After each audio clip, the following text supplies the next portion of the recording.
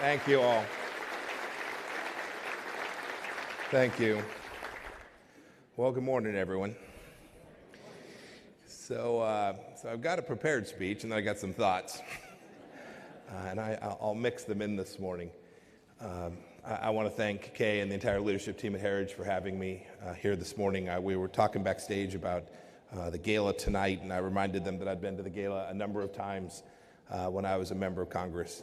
This is an important institution here in Washington, D.C., delivering on behalf of America. And I value it, and this administration values it, and I know so many leaders all across the United States government value it as well. It's also great to be here. Everybody remembers the Bob Dylan song, Shelter from the Storm. It's good to be with you all.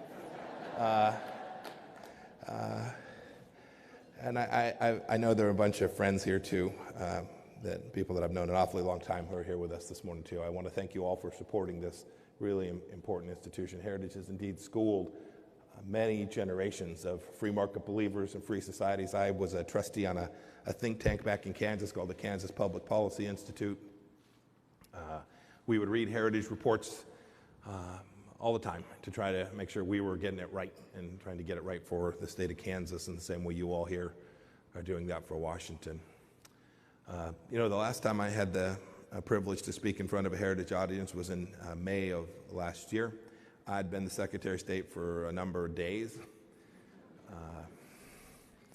I was already missing the CIA. It was a much quieter, much less public space.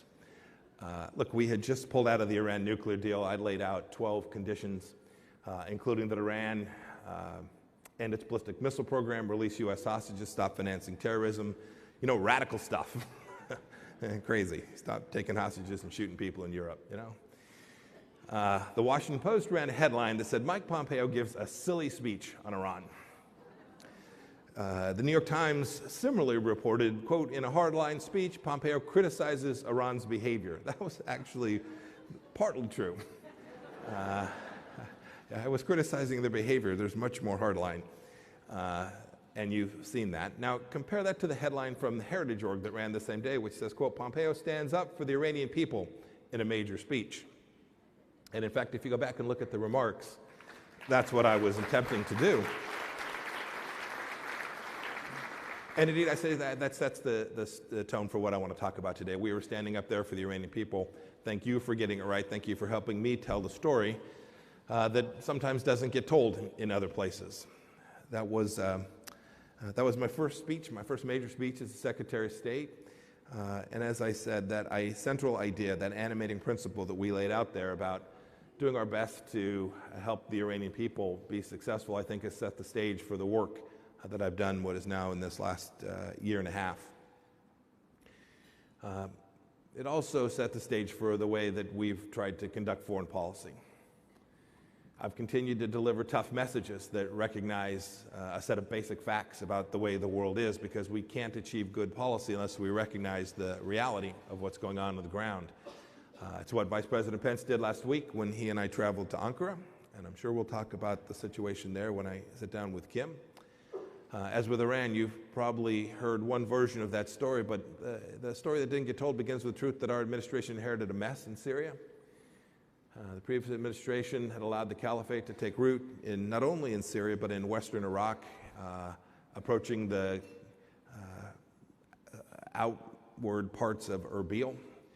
It was the Trump administration that, with the help of the SDF fighters and 70 nations, that built a coalition, something that never gets talked about. The work that we did to build out that team, united around the destruction of the caliphate in Syria and Iraq, was important and effective. Kurdish forces there, the Arab fighters that were part of the SDF were great warriors. We also are mindful that our NATO ally Turkey has legitimate security concerns there. Indeed, the United States has designated the PKK as terrorists for an awfully long time. We take those concerns seriously. And so we were working, the State Department in the lead, along with our brethren at the Department of Defense, to build out a safe zone in the region, to try to mediate between the two. President Trump warned Turkey not to invade. Sadly, they conducted the incursion.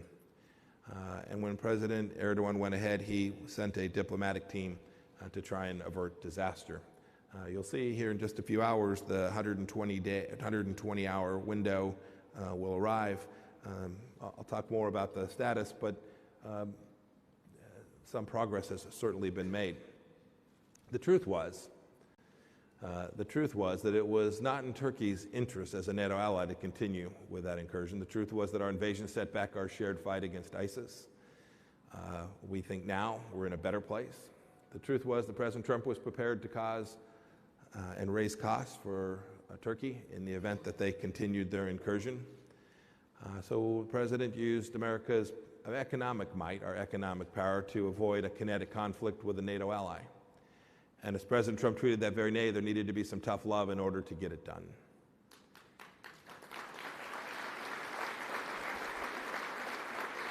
It is a complicated story, to be sure. The success of the outcome there is not yet fully determined, but it's a microcosm of what we do every day as the Department of State, and I do as America's chief diplomat. My responsibility, for a start, is to help countries see the world for what it is, and there's no shortage of truth to be told. The truth is that Iran is the aggressor, not the aggrieved.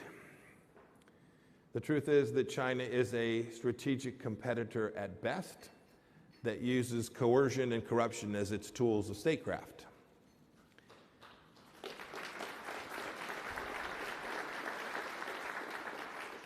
The truth is that we can't rely on failed strategies to convince Chairman Kim to give up his nuclear weapons.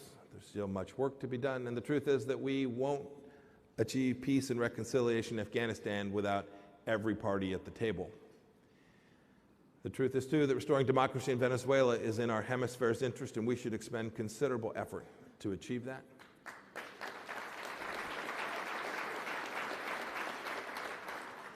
And the truth is that every nation has a responsibility to share the burden of these global mission sets to achieve security around the world. I know the Vice President's going to talk about that more tonight, but delivering these messages and many others sometimes isn't fun. I sat in a very cold room in Brussels that was colder after my speech than before it. It certainly hasn't made me popular with the talking heads. You can just Google Pompeo and read all about it. But I must say, as I stand before you today, I'm confident that we're succeeding. And we're awakening the world to these very threats that I just outlined and more too. So today I want to just tell a little bit of the story myself. It begins with showing up, like we did last week in Turkey. I've been to some 55 countries now, many of which were passed over by my predecessors. I've been to Latin America 6 times, a place, the Western Hemisphere, that had been too long neglected by senior leaders in our government. I've been to Colombia and Peru, and to Ecuador and Paraguay, and to Brazil. I'll be back down in South America in just a couple of weeks with the President in Chile. I went to Finland in May to bring real truth about what's going on in the Arctic, about Chinese and Russian land grabs and militarization in that region. And I traveled not just to Australia, India, and Thailand to present our vision for a free and open Indo-Pacific, but I also had the opportunity to be the first Secretary of State in history to go to Micronesia. And when there, I talked about the important interests that the Micronesian people have in ensuring that China is something about which they are fully aware. I had the good joy to go to Hungary and Slovakia and to Iceland and to Montenegro, all of which hadn't had a Secretary of State visit in way too long. And then I traveled for the first time as a Secretary of State, because it's the first time it was possible to travel to North Macedonia, a pro-America stronghold in the Balkans. You know, I guess that the number of Americans that know about this work is few and far between, and that's okay. But the truth is, the story about what the Trump administration is doing needs to be told. That's my job. It's why I'm here today. It's why I travel here domestically, probably more than many secretaries of state have done so too. I think it's important that the American people get a chance to see what it is their taxpayer dollars are being used for by the United States Department of State. But showing up only matters if you're there for a purpose, and that you're willing to tell the truth when it's tough, and that you'll continue to speak to them about things that are hard. It's a lot of fun to go into a meeting and tell them what they want to hear and talk about what great allies you are, and toast and cheer and compliment each other on the important work you're doing together. It's much more important to speak about the things that are difficult, where there are disagreements and truths that need to be told. We've apparently taken over the truth-telling role from the NBA.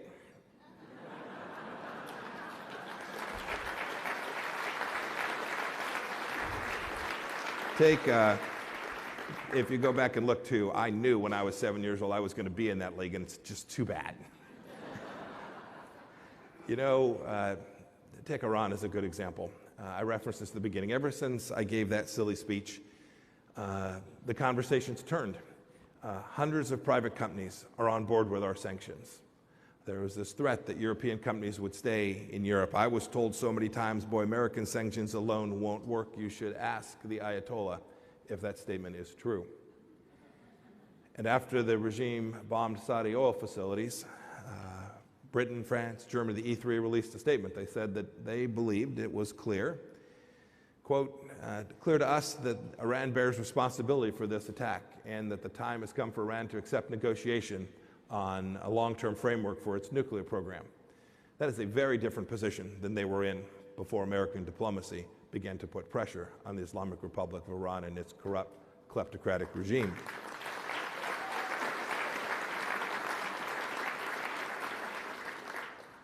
The world is learning, too, that Iran responds to strength, not supplication.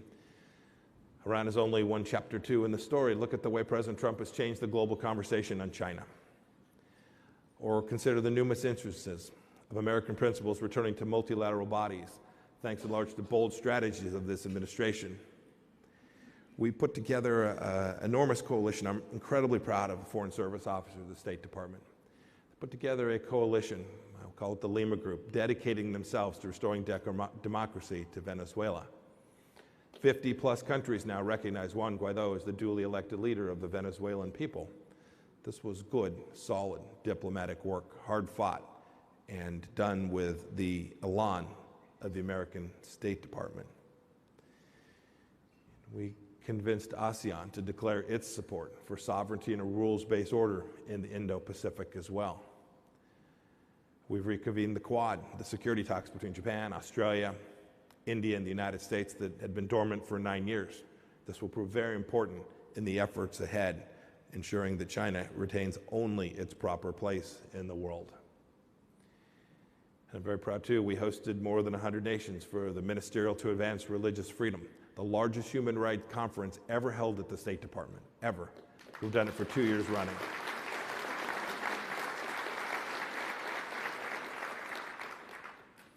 It's underreported. If you Google the Trump administration and human rights, you are unlikely to see MSNBC report on this amazing work that brought leaders from all faiths to Washington, D.C. to talk about the critical nature of the fact that this freedom we have in the United States of America is powerful and important and sets the trajectory for nations all across the world. Just recently, 20 nations joined us at the UN in a letter that claimed that abortion is